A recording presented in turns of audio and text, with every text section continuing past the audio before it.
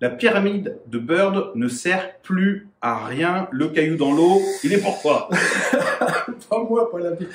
Monsieur, c'est les gens qui ont travaillé sur cette... parce qu'on va dire que c'est un... Longtemps. Ah mais des années longtemps. Et on s'y réfère aujourd'hui encore. Oui. Elle est extraordinaire. Puis on l'a utilisé aussi, nous, Ah mais, à l'époque. et puis tout le temps, maintenant. Sauf que, c'est là où ça peut piquer un peu, sauf que cette pyramide de Bird là, il manque un socle, il manque un pavé.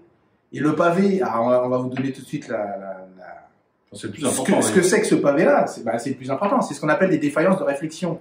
C'est-à-dire, alors les gens qui sont en approche neurocognitive, ils adorent ces sujets-là. C'est tous ceux qui sont capables de vous dire ouais, t'inquiète, je gère. Moi, ça fait 20 ans que je fais ce boulot-là, il m'est jamais rien arrivé, j'ai pas besoin de mettre mes gants, ça sert à rien.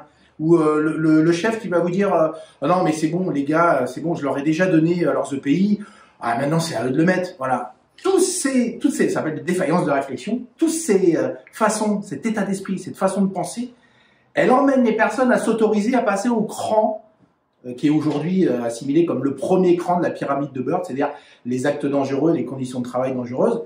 Cet état d'esprit-là et cette façon de penser les choses nous amène à passer le premier cran. Et puis après, quand on est dans le premier cran, comme disait, explique cette pyramide de Bird, petit à petit, on a potentiellement la possibilité de grimper jusqu'au sommet, là, qui est extrêmement violent, qui est le décès.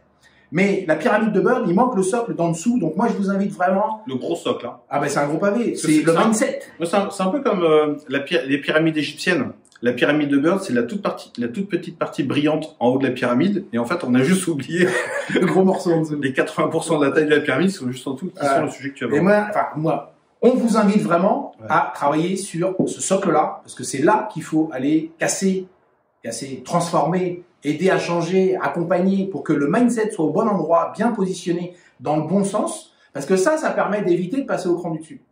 Donc, travaillez d'abord sur le socle avant de passer dans cette fameuse pyramide de Bird. Bientôt.